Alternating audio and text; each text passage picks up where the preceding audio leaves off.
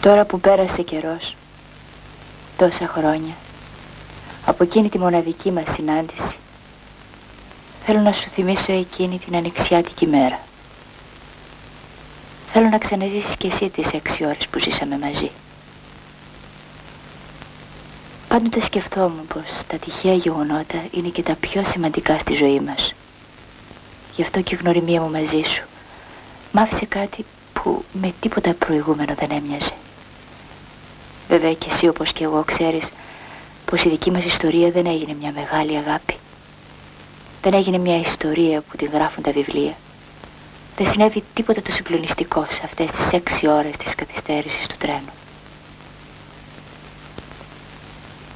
Δεν ξέρω για σένα. Δεν ξέρω ακόμα που βρίσκεσαι τώρα. Δεν ξέρω καν αν θυμάσαι πως υπήρξα. Πολλές φορές μες στην καθημερινή ζωή που παίρνω αναλογίστηκα. Άρα γιατί σήμαινε για σένα αυτή η παρένθεση?